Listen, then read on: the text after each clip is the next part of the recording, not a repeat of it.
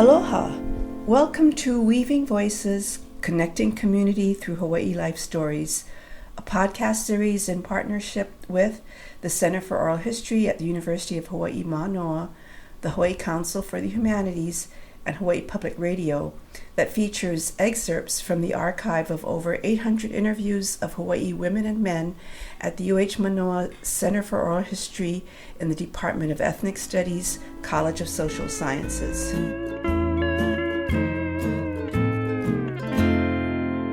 Robert Rath Sr., better known to most as Bobby Rath, was born in 1915 in Honolulu, where his father, James Arthur Rath, was the first director of Pālama Settlement. His mother, Rania Helsher Rath, who lived to the age of 102, taught Sunday school and English to immigrants at Pālama. Bobby Rath lived at the settlement until he was 15 and later graduated from Punahou and UH. He also served as president of the Board of Trustees of Pālama Settlement and was an executive at the Union Oil Company. But when this interview was done in the late 1990s, his focus was on growing up at the settlement, and that included the ethnic mix that evolved there. Initially, there were a lot of Hawaiian, Potawatomi, Chinese. A lot of our athletic teams were Chinese. A little later, the Japanese started coming in off the plantations. By the time I was 10, 11, 12, early teens, I'd say at least 40% of them were Japanese and working in town. And naturally, they gravitated to the cheap rent area, waiting to work their way out of it. I sure don't ever remember asking my mother, what'll I do? I have nothing to do. Because all I had to do was walk out of the house, and there were all kinds of kids my age. We had a game room with ping pong, billiards, other activities, a swimming pool, certain hours we could use it, the gymnasium, all of this supervised. And the playground was swings, slides. They, of course, recognized I was so-called boss's son. But, you know, I was in the sun so much I was dark, and they couldn't tell my pidgin English from theirs. I'd get into fights like anybody else and get into groups as part of the Nishikiya gang, for instance. And I was just one of the kids. And when we went to play, say at Ala Park teams and so on, or Fern Park in Kalihi, none of them knew I was a Haole.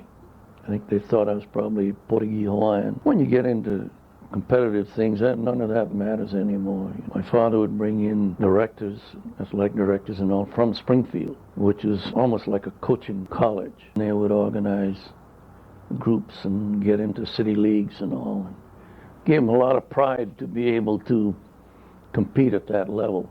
And then every other youngster was working to get on that senior team. One of the other things that grew out of this settlement house concept was how important it was to try to get parents or kids out of their particular environment sometime during the year. So early on, say 1911 or so, they started taking families out to Kaipapa or different places and putting up tents and in effect camping for a week with the kids and the parents and all, just to remove them from that area and teach them more about hygiene and so on. You have to remember that one of the objectives of a settlement house, and certainly Pālama Settlement, was to teach them, you might say, social skills, amenities, getting along and working with people, with the idea you work your way out of what is a slum area, which we were, let's face it. And the whole idea is to teach them to graduate out of the slums. And as a result, very few, maybe one family that I grew up with is still in that area. They worked their way out of it. Working their way out of it. Certainly a theme for a lot of folks who shared that experience at Pālama Settlement. And that includes Moses MOKE KEALOHA. MOKE was born in Honolulu in 1928 and spent much of his youth at Pālama Settlement. After graduating from Farrington High, he went on to UH, the University of Miami, and Columbia University, before coming back to Honolulu for a career as an auto sales executive at Servco. He talked about how when he was growing up, the settlement was a second home. Ever since I could remember, I don't know whether we spent more time at Pālama or more time at home. I think we spent more hours at Pālama. You just went home to eat and went home to sleep. The rest of your waking hours was at Pālama. Most of us took a bath at Pālama. You didn't take a shower at home because, you go in a tub, you go in a tarai, Get the pot, pour water over your head, rub the soap, then get out of that, pour some more water, and then get outside the house, get the hose. Whereas if we went to Pālama, you get hot and cold shower. See?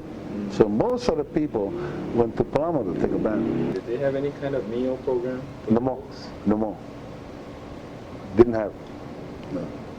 You just get together, you're going to rob a store, you're going to steal something from the store, or you're going to do what we call eat and run. It's not the kind where, we're going to stick them up. See, the old days, almost every store, they get the bin right alongside the sidewalk. This one get onion, this one get what we call Irish potato, that kind. So you walk by, you take one, and then we make fire, we throw them on the fire. You guys ever got caught? Oh yeah. Oh yeah. We get What caught. happened? Good for us, we get caught. So they suspend us from the settlement. The police come down, they investigate. They give us a break. But you get good scolded. I'd rather get licked. I'd rather go. My parents give me licked than me getting suspended because I get nowhere to go. So that means you couldn't even come onto the grounds? You cannot. You cannot go in the gym. You're going to sit by the sidewalk and watch everybody going in and out, and you say, "No, sir, can I play?" Stay there. Or you hanging around outside the swimming pool. I like swim. Stay there. You cannot. I tell you, boy, that bugger hurt. I mean, hurt. And you cannot attend the club meetings. In the evening, you have club meetings, and then you have storytelling, like share and tell. Those kind of. Every night something's going on in Pālama, and you cannot attend. Boy, you straighten up fast. So who enforced that? Any one of the councilors, when Mr. and Mrs. Rath were still active, they used to live on the settlement grounds, Bobby Rath's parents. They had so many things going. That Rath, Mr. and Mrs. Rath, they're so funny too. Nice people. She used to bake cookies, on certain days, for the staff. But she made mistake that way. She didn't know about the wind and the birds and the bees, I think. She used to put them outside by the window of their place to cool off. That smell traveled all the way down to the swimming pool or gymnasium. All gone. All gone. That youthful enthusiasm clearly lingered in his memories. Some of that enthusiasm lingered for Don Snyder, especially when it came to sports. He was born in Honolulu during the war in 1943. He was raised by his single mom, who worked at the pineapple cannery and taught swimming at the Waikiki Natatorium. Financially, this family was stretched and struggling, living at the Mayor Wright public housing project. What was it like growing up in Mayor Wright's? It was a challenge. We were on welfare and everything at the time. And growing up there, I met a lot of different people, with people who would, gangsters in that area, some prostitution going on. We had a lot of things like that going on, shooting. But what really helped us was athletics. And, I had a lot of my friends there, and they're in athletics, so Pālama Settlement was our saving grace. So we had a place of refuge. We would go there and, to get away from, the other elements, and it was able to participate in swimming, and met some nice people, like Mamizuka. Mamizuka checked on your grades or anything like that? Yes, he did. He kept on saying, "Don, you have the ability to go to school, And I said, well, I always thought I wasn't smart enough, You look around at the housing areas, and, what are these people doing? They're not doing much. They're all low, menial jobs, And so I didn't think I thought that's what was meant for me. I didn't know the world outside. I saw the rich, the punahou, but hey, they were born in that. That's why I looked at it. And I never thought I could, amount to much. And I thought I was going to be, a cannery worker. That's what I thought I was going to be. That was my goal, or not my goal, but my destiny. And I found out that they kept on telling me, you can be what you want to be. If you work hard enough, you can. I believe that they've really helped me in a lot of values with a lot of people saying the same thing. They all had basically the same values. They always, kept harping on me about these values, and that I can do it, that I'm smart enough, that I'm good enough, and I have the ability. And they kept on doing that, no matter what I did over there.